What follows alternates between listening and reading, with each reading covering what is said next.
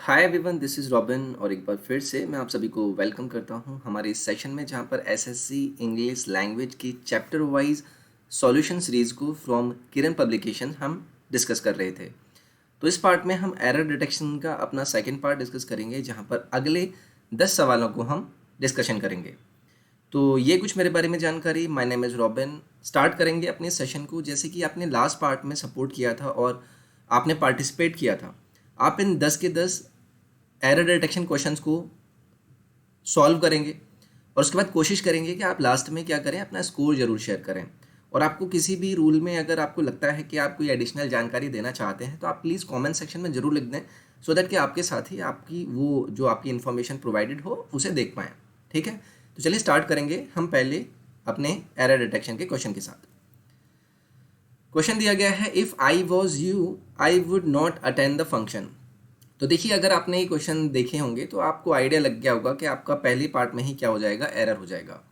यहाँ पर आपका वाज यूज़ नहीं होगा, यहाँ पर आपका यूज़ होना चाहिए था वर्ब। मैंने ऐसा क्यों बोला?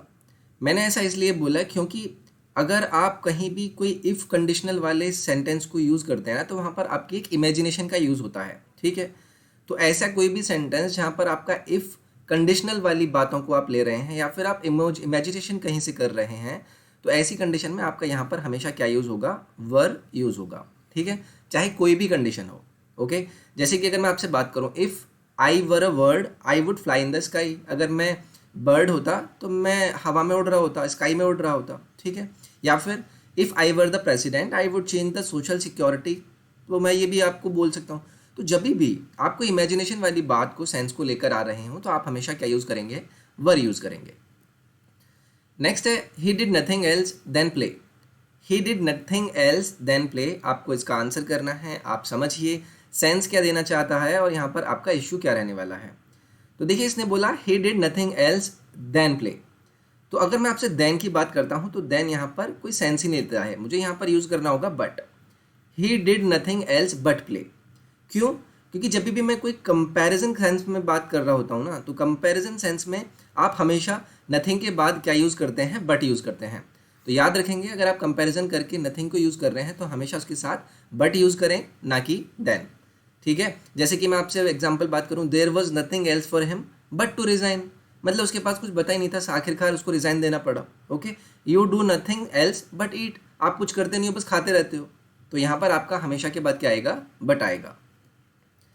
नेक्स्ट है, it is high time he stood on his own two legs. It is high time he stood on his own two legs. तो देखिए, मैं आपसे बात करता हूँ टू लेग्स की। यहाँ पर मैंने क्या यूज़ किया, टू लेग्स। तो यहाँ पर ये जो आपने यूज़ किया है ना, टू लेग्स, ये एक्चुअली आपका गलत है। यहाँ पर आपको यूज़ करना चाहिए था टू फीट। यहाँ पर आपको यूज़ करना चाहिए था टू फीट। क्यों? क्योंकि एक ईडीएम यूज़ होता है, याद रखेंगे ईडीएम को, stand on your own two feet. ये आपका एक्चुअली एक ईडियम होता है, stand on your own two feet, जिसका अर्थ होता है कि आप आत्मनिर्भर हों, to be independent and be to be able to take care of your self. तो यहाँ पर इस ईडियम को यूज़ करना था हमें। और यहाँ पर जब आपने बात की कि he stood on his own two legs, तो टू लेग्स यहाँ पर गलत हो जाएगा। यहाँ पर आपको क्या यूज़ करना चाहिए था, टू फीट यूज़ करना चाहिए था। तो यहाँ पर आपका थर्ड पार्ट में हो जाएगा एरर। नेक्स्ट है आपका, knowledge of at least two languages are required to pass the examination. Knowledge of at least two languages are required to pass the examination. तो देखिए, यहाँ पर सब्जेक्ट और वर्ब एग्रीमेंट से रिलेटेड एरर आपको दिया गया है। मैं आपसे बात करता हूँ कि आप यहाँ पर पहचानिए कि भाई यहाँ पर आपका सब्जेक्ट क्या है। यहाँ पर आपका सब्जेक्ट है नॉलेज। आप यहाँ पर सब्जेक्ट यूज़ कर रहे हैं नॉलेज को, तो जो आपकी वर्ब यूज़ होनी चाहिए वो किसके हिसाब से यूज़ होनी चाहिए, वो आपके नॉलेज के हिसाब से यूज होनी चाहिए, जो कि आपने यहाँ पर नहीं किया है। नॉलेज आपका सिंगुलर है, जबकि आर आपका क्या है, प्लूरल सेंस देता है। तो यहाँ पर हो जाएगा आपका इज, कि knowledge of at least two languages is required to pass the examination. तो यहाँ पर आपका थर्ड पार्ट में हो जाएगा एरर। नेक्स्ट है आपका, when I arrived I found them both sitting at the table waiting on me. तो आंसर कीजिए, इस सेंटेंस में आप एरर फाइंड आउट करने की बात कीजिए। मैं यहाँ से आपसे बात करता हूँ, वेट ऑन या फिर वेट फॉर। अब देखिए, इन दोनों में आपको डिफरेंस पता होना चाहिए। ठीक है, कि वेट ऑन का अर्थ क्या होता है, अगर आप किसी की प्रतीक्षा करते हैं, आई मीन वेट फॉर का अर्थ होता है, वेट ऑफ का प्रतीक्षा करना होता है आपका, कि भाई वेट फॉर यानी कि आप किसी की प्रतीक्षा कर रहे हैं। अगर मैं वेट ऑन की बात कर रहा हूँ तो आप बात करते हैं कि आप किसी की नीड को कर रहे हैं सर्व, यानी कि किसी की आप जो भी उसको डिज़ायर है, जो भी उसको चाहिए, आप उसको सर्व करने का काम कर रहे हैं, तो वहाँ पर आप यूज़ करते हैं वेट ऑन। तो यहाँ पर वेटिंग ऑन यूज़ नहीं होगा, आपका यहाँ पर होगा वेटिंग फॉर मी, ठीक है। तो यहाँ पर आपका वेटिंग फॉर मी होगा और इसी वजह से आपका थर्ड सेंटेंस में, आई मीन थर्ड पार्ट में एरर हो जाएगा। अगर मैं आपसे एग्जाम्पल की बात करूँ तो मैं क्या कह सकता हूँ, I waited for my turn at the clinic, मैंने अपने टर्न का क्या किया, क्लिनिक पर वेट किया। या फिर मैं क्या कह सकता हूँ, the clerk waited on a customer, clerk ने क्या किया, एक कस्टमर को क्या किया, वेट ऑन किया, यानी कि उसको सेवा देने के लिए, उसको नीड को पूरा करने के लिए वेट कराया, आई मीन उसको नीड पूरी करना चाहता था तो उसको सर्व करने के लिए आपने वेट ऑन किया वहाँ पे, ठीक है। तो ये हो गया आपका क्या, next question, when shall we arrive to our destination, when shall we arrive to our destination। तो देखिए आंसर करेंगे, आपने सेंटेंस समझा, एरर डिटेक्शन अगर आपने किया होगा तो मैं यहाँ से बात करता हूँ आपसे अराइव के साथ जो आपने यूज़ किया है टू। देखिए अभी कभी भी अगर आप अराइव के साथ यूज़ करते हैं एट, तो आप बात करते हैं कि आप किसी प्लेस या फिर किसी, अराइव के साथ अगर आप इन यूज़ करते हैं तो आप सिटी या फिर कंट्री के अंदर जाने की बात करते हैं। जब आप अराइव टू यूज़ करते हैं, अराइव टू का अर्थ होता है कि जो कि मतलब कोई सेंस ही निकलता है एक्चुअली। अगर आप किसी जगह पर जाने की बात करते हैं तो आप हमेशा अराइव के साथ क्या यूज़ करते हैं, एट यूज़ करते हैं। Arrive at our destination, we arrived at the station at 3 o'clock, the president arrive in Rome, ठीक है। तो ये हो गया आपका एट और इन। एट आपको क्या होगा, किसी डेस्टिनेशन की बात करेगा, इन आपको किसी सिटी या फिर कंट्री की बात करेगा, टू आपका कोई यहाँ पर अर्थ नहीं देगा। नेक्स्ट है, based on the newspaper reports we can conclude that many accidents caused by reckless driving. Sentence को पढ़िए, इसके आइडिया को ग्रैब करने की कोशिश कीजिए कि एक्चुअली में क्या ये फॉर्मेशन जो आपने यूज़ किया है वो सही है या नहीं है। Based on the newspaper reports we can conclude that many accidents caused by reckless driving. तो देखिए ये जो सेंटेंस है ना, ये आपको एक पैसिव वॉइस का फॉर्म दे रहा है, ठीक है।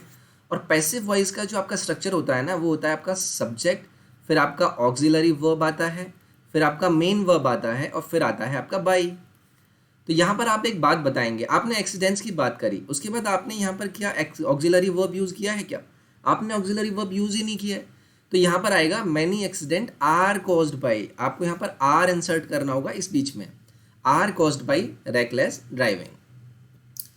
नेक्स्ट है, females are not appointed in our college, females are not appointed in our college. मैं आपसे बात करता हूँ अपॉइंट टू और मैं आपसे बात करता हूँ अपॉइंट इन। तो यहाँ पर मैंने बात की है अपॉइंट इन। तो देखिए अपॉइंट इन की जब मैं बात करता हूँ ना, तो आप किसी को अपॉइंट करते हैं किसी इंस्टीट्यूशन में, ठीक है, किसी इंस्टीट्यूशन में।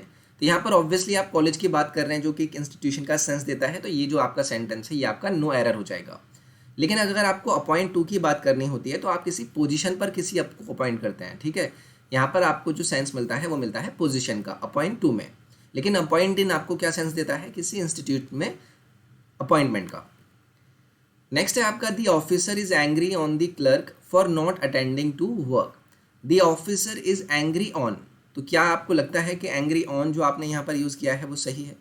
तो देखिए हमेशा एंग्री के साथ अगर आप किसी आदमी को यानी किसी पर्सन को अगर इन्वॉल्व कर रहे हैं तो आप एंग्री विथ होते हैं, किसी से नाराज़गी के लिए आप एंग्री विथ यूज़ करते हैं, एंग्री ऑन नहीं, ठीक है। तो जैसे कि मैं एग्जाम्पल में आपसे बात करूँ, the girl felt angry at the injustice of the situation, तो एंग्री एट या विथ या अबाउट आप वहाँ पर यूज़ कर सकते हैं। I was angry with my self for making silly mistakes, तो यहाँ पर आपका क्या आना था, विद आना था। नेक्स्ट है आपका, no sooner I had spoken than he left. तो देखिए हमेशा अभी अगर मैं आपसे बात करूं कि कोई भी आपका नेगेटिव या फिर आपका एडवर्बिकल क्लॉज अगर होता है, जैसे कि आपका नो सूनर से स्टार्ट होने वाले, या फिर आपका हार्डली से स्टार्ट होने वाले, या फिर आपका बेयरली से स्टार्ट होने वाले, ठीक है, या फिर आपका स्कैर्सली से स्टार्ट होने वाले, तो ये जो सेंटेंस होते हैं उसमें बाद आपका ऑक्सिलरी वर्ब प्लस आपका आता है सब्जेक्ट। लेकिन यहाँ पर आपने उल्टा कर दिया है, आपका हेड आना चाहिए था क्या पहले, उसके बाद आपका आना चाहिए था आई बाद में, ठीक है। तो हैड आई स्पोकन होगा, ना कि I had spoken. No sooner had I spoken than he left, ये आपका करेक्ट फॉर्मेशन होगा। So this was the part जो कि आपका एरर डिटेक्शन से था। आई होप आपको इस सेशन पसंद आया होगा। Please do like the video. अगर आपको पसंद आए शेयर करें वीडियो को और सब्सक्राइब करें चैनल को। टेलीग्राम और इंस्टाग्राम के लिंक आपको डिस्क्रिप्शन में मिल जाएंगे, जहाँ पर आपको रेगुलर वीडियो लिंक नोटिफिकेशंस वगैरह मिलते रहते हैं। इसके साथ का प्लेटफॉर्म पर काफ़ी सारे बैचेज आपके लाइव रहते हैं, जैसे कि CHSL, CGL, steno, MTS, mains या फिर CPO, सभी के बैचेज आपके रनिंग में रहते हैं। तो आप उन सभी बैचेज को ज्वाइन कर सकते हैं। फेमस एजुकेटर्स आपके वहाँ पर आपको ये सब चीज़ें पढ़ाते हैं। आप SSC YT का कोड यूज़ करके सब्सक्रिप्शन में 10% या फिर उससे ज़्यादा का डिस्काउंट पा सकते हैं। तो ज़रूर ज्वाइन करें। मैं फिर से मिलूंगा आपसे नेक्स्ट पार्ट में किसी इंपॉर्टेंट सेशन के साथ। अपना ख्याल रखिए। Take care. Bye bye. Thank you.